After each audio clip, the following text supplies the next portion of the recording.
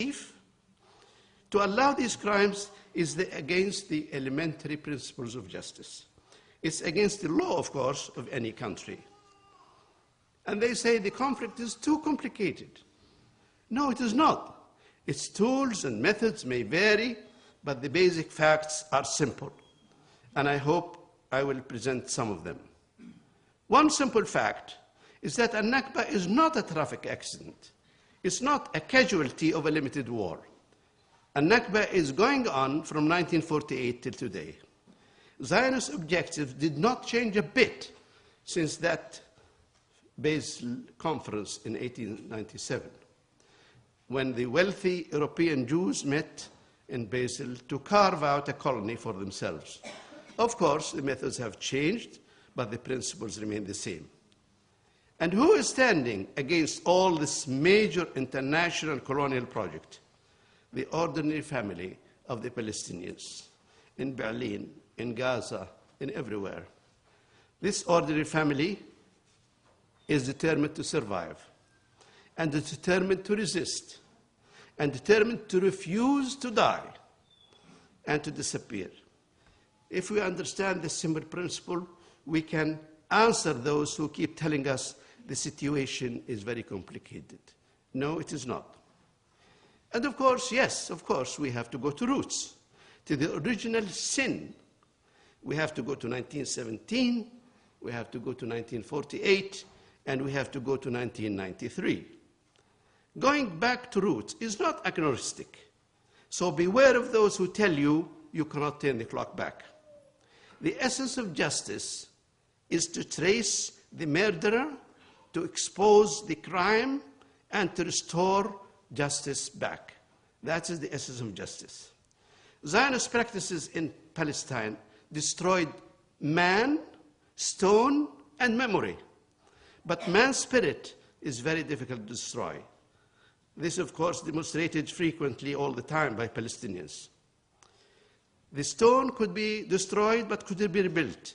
But human spirit will be there to rebuild it. On the contrary, contrary to the wishes of those who do not want us to know about the original sin, let me show you some slides to demonstrate that. This is Palestine, which General Allenby found when he came to Palestine to conquer it in 1917. The coastal plain and the rich mountain range and the rich Jordan Valley, it's not a desert. People lived there in about 1,000 towns and villages. And these towns and villages were charted in the 19th century by several surveyors, including the Palestine Exploration Fund. So it comes as a master act of deception,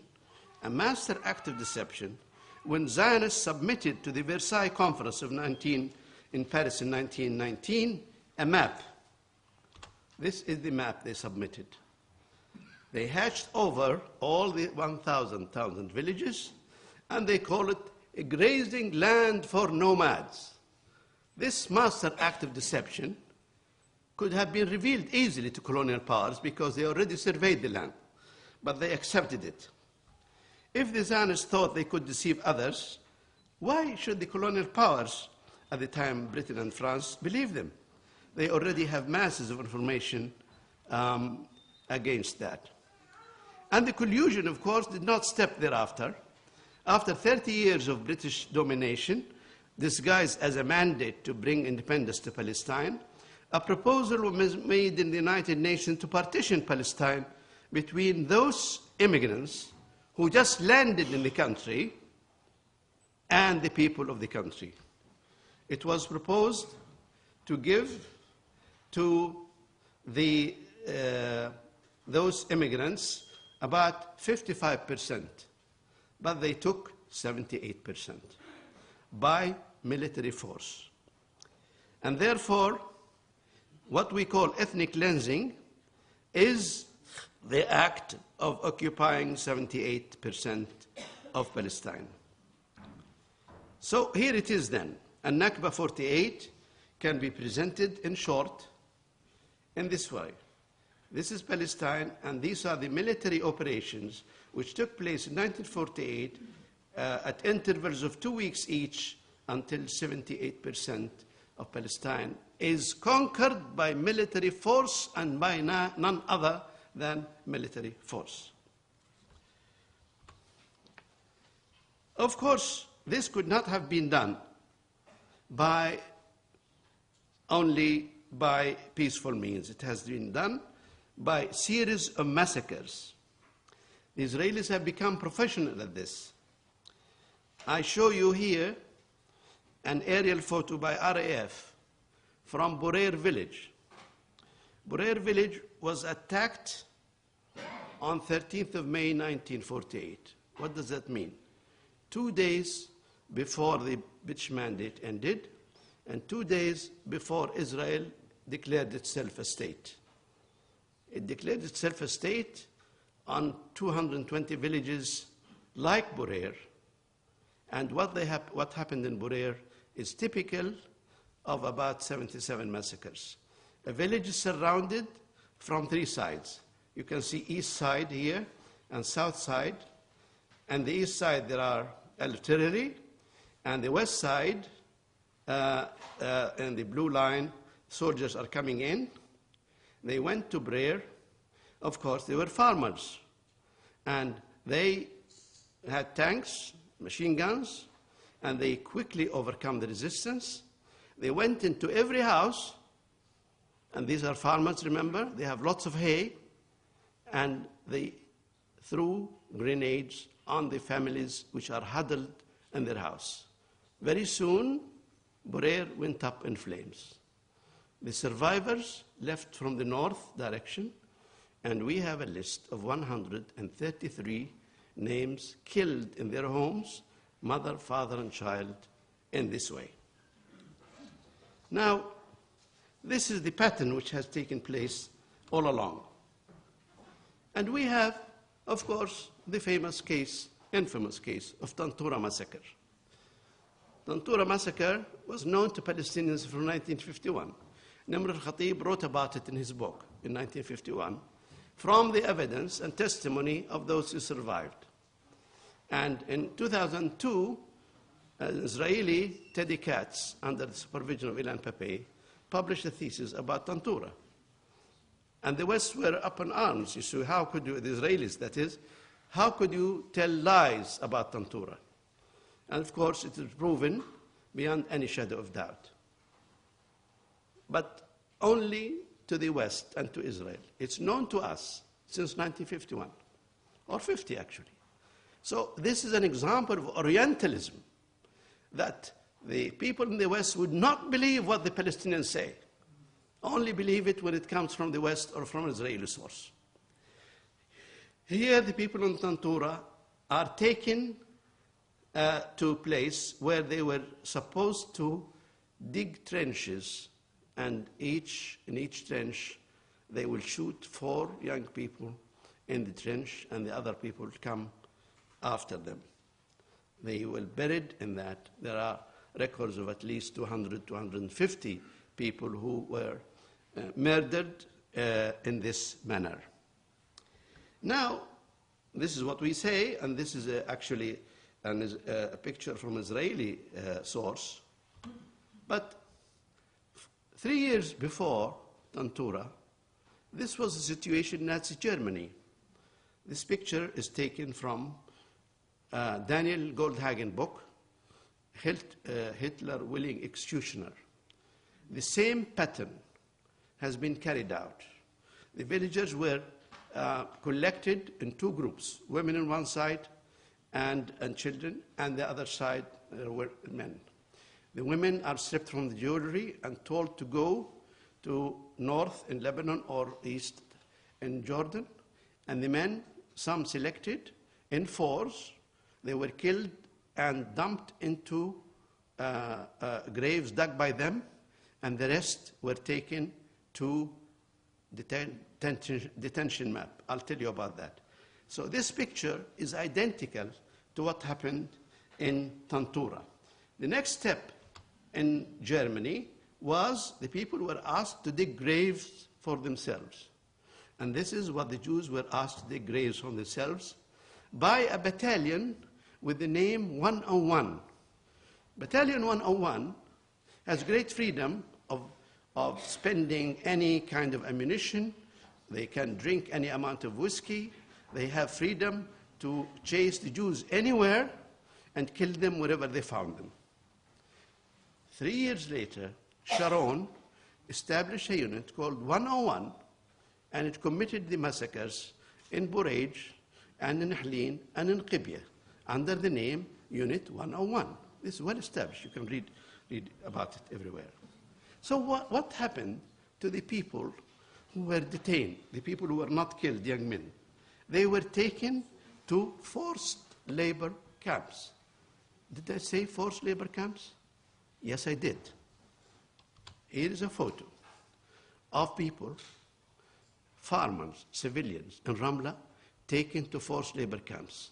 That was in July 1948. It was Ramadan. People were thirsty. They were crying for a piece, for a drink of water. And they were taken to forced labor camps. This is not my invention. This is the record.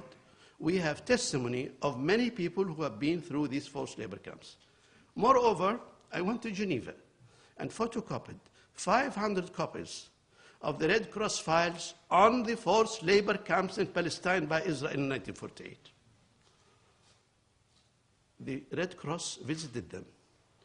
They called them POWs, P-O-W, prisoner of war. But of course, civilians cannot be prisoner of war. And if they were soldiers to be called prisoner of war, they were not allowed to use anything to aid the enemy military effort. But those civilians were treated as soldiers, and they were made to work for Israel's military effort.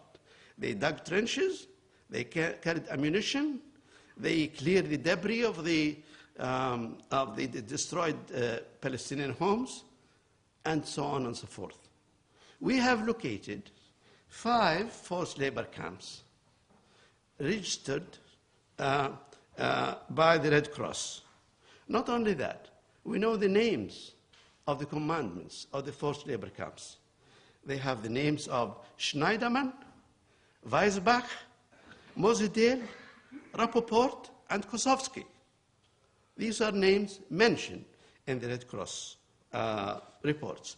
And by the way, most of them were German Jews belonging to Irgun, terrorist organization. But when we carried out the taking testimonies from these people, we found there were another 17 forced labor camps not visited by the Red Cross. And here they find them, the black dots.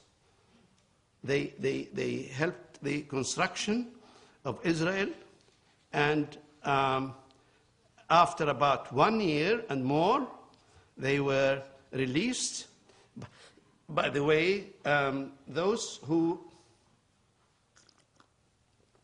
agreed to leave Palestine and go to Syria and Lebanon were released quickly. Those who were determined to stay in their country in Palestine were left in the forced labor camps.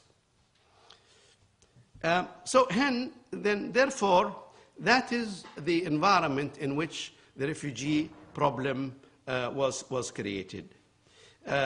We hear, of course, a lot about what happened to the refugees themselves, but we would like to know what happened to the refugees' homes when they were expelled. So we made a study of the first 18 years of Israel's existence and what happened to Palestinian homes. The first thing they have done is to have what Moshe Slonensky called a frenzy of looting. They looted the main cities in Palestine, Jaffa, Liddan, Ramla, Jerusalem, and Haifa. Hordes of people, men, women, children, Jews all, went to the Palestinian homes. They took everything they can carry. What they couldn't carry, they ripped it off. They ripped off doors, windows, tiles, and they took them off. That was the first group of looters. The second group of looters were the army officers who, in their courageous endeavor, they managed to conquer the unarmed civilian farmers and conquer the country, conquer the villages. So they went to their homes with their tanks, and they were with their lorries, and they loaded them with the loot from Arab homes. In Lidda alone, they filled 1,800 trucks. The third group of looters are the high members of the Mapai party who divided Jerusalem nice houses between them. The next group of looters is the Jewish businessmen in Haifa and Jaffa who met together and decided who will take whose store and whose fabrication plant and so on and so forth. But the biggest looter of all, which is already in existence till today, is the Jewish National Fund. It took over all the land of Palestine, plus the Jewish ancients, of course, and they are using it, as they say, they claim themselves to be environmental improvement agency. So not only that, when we reached the point that they started destroying the Palestinian villages, someone discovered that the history of these villages may be of some value to create a Judaized history. So they said, oh, stop there. You should really send archaeologists to these villages before you destroy them. Let us see if we can find a stone or a piece of any kind of artifact to prove that. So they sent out, they created something called Archaeological Survey of Israel to go to the villages to be destroyed and to examine them. And then they will decide. We have the maps of this archaeological survey. Here it is. And they gave permission in the end to the Jewish National Fund to destroy the villages. The idea, of course, is to erase any history other than that which serves their interest. For example, Roman, Byzantine, Arabic, Islamic, Ottoman, Mamluk were destroyed because they don't give any evidence which they require. And after that, all these villages have been destroyed. Now, this may be a loss of heritage to Palestinians, but it's also a loss to humanity. Humanity. Palestine, as you know, is a very ancient country. We are fortunate in having a book written by the Bishop of Caesarea in 313, when he charted the towns and villages of Palestine. It was written in Old Greek. It is now translated in English. We have compared his book with the map of Palestine in your hands. And so, which villages were destroyed due to that, which were in existence 2,000 years ago? We found this. Oh, I should really tell you that the old city of Tiberias, very old city, it has an artifact, lion stone relief, done 3,500 years ago, was destroyed. This yellow area is the old city of Tiberias, which is destroyed. But coming back to the Bishop of Caesarea, here are the lists of the the villages and the khirbets, which are a name for old village, which were in existence during his time, 313. And here are the villages which the Israelis destroyed from that book, which were in existence all these years until 1948. So the loss to humanity is unbelievable. You know the outcry in the world about Bamiyan destruction and about any old historical record of human civilization. We didn't hear anything about that. These are the villages destroyed, which were in existence 2,000 years ago. So here it is then, in short, the Nakba. Palestinians lived in about 1,000 towns and villages. 78% of them were in the land which is called Palestine, and the land which became called Israel.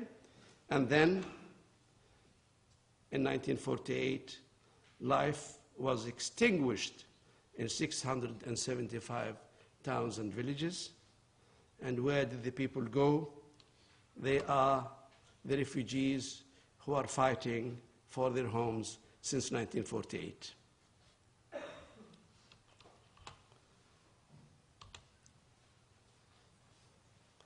Let me tell you a little bit about Gaza. Why is Gaza a problem?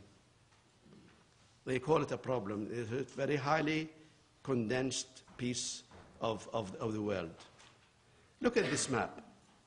The Israelis were never satisfied with what they conquered in 1978. They have taken lands after the armistice line. In the case of Gaza, for example, the red line is the original armistice line, which was the coordinates of which are shown in the armistice agreement between Egypt and Israel on 24th of February 1949. And then they made 1 year later an agreement with the Egypt government of King Farouk that they will cut down the size of Gaza by 200 square kilometers in an agreement, a secret agreement, not known today, but it's recorded in the Security Council, called Memorandus Vivendi Agreement, which was supposed to be a temporary agreement. And this is the blue line. And so they took 200 square kilometers from Gaza Strip, which were never recovered, should have been recovered after 1 or 2 years, and became part of Gaza Strip. That's how Gaza Strip now is 362 square kilometers, in which 1.5 million people live today. These are the villages which are being depopulated and now are living in the West Bank, in Gaza Strip. 247 villages in southern Palestine have been herded into 8 camps in Gaza. And that is why it is crowded. That is why when people on the village of Najd throw very primitive projectiles into Sderot, they are in effect throwing these projectiles into their land, because Sderoites lives on the land of Najd, and the people of Najd live 2 kilometers away. They look in the distance, they see Sderot, people living in it, and they throw these projectiles to their homes, to their lands, to tell the people there, get out, this is our house.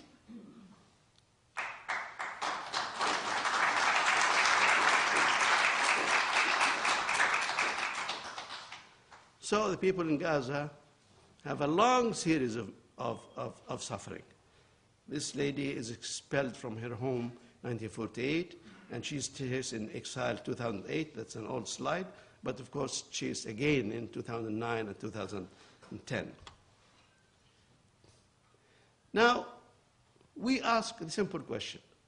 They took our land. What did they do with it? No? Or give me some light, please, here. What did they do with it? I took an area as a sample in which it was subject to lots of changes. An area between Jaffa and Tel Aviv and Jerusalem in the north, to Gaza in the south. So we said, what happened in the last 60 years to this land? These red dots are all depopulated Palestinian villages. The black lines are the limits of their land. Okay? So when the Israelis took over, they built, expanded their urban expansion. They built around Tel Aviv, but they built little else except in the few blue areas you have seen here. But the major looter, the Jewish National Fund, took much of the land and built kibbutz on it. Kibbutz is a military, semi-military structure of about 200 to 300 people. They call it a village. And then this area taken over by Jewish National Fund, but still the area is empty. The real use of this land is really military. In this area, all these dots are military installations. All over in Israel, there are 55 airports. There are 24 depots of weapons of mass destruction. There are so many factories and training fields and so on, all military. In other words, the purpose of this is not really to accommodate people to live. It's to create the largest military base in anywhere between Paris and Peking. Now, of course, if peace prevails, we don't need this. And therefore, if these are removed, the answer is simple. The people can return to their homes. There is no problem whatsoever. In fact, in Gaza case, they can simply walk towards their homes, walking on their own feet. So we come to the important question is, how then we can reverse the war crime of this perpetual ethnic cleansing? We can do a lot. There's a lot of studies, as my friend Dawood said. It's found in many references we made. But take one simple example of the Northern District.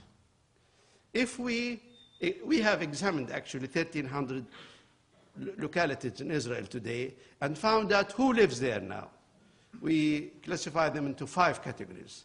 First, the Palestinians who remained. 2, the Ashkenazis who established the state during the mandate. 3, the Arab Jews who came to occupy the void after the Palestinians had been expelled. 4, the assorted European Jews who came to live there after 1967 Israeli victory. And 5th, the Russians who came in the 1990. So you can see from the description here, we have identified who lives in these Israeli localities today. And then we said, the next question, who are the original inhabitants of this district, Northern District?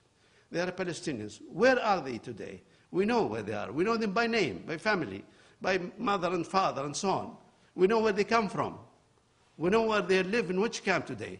So if we call them back, we can bring them back, mostly, of course, from the north. They are in Syria and Lebanon.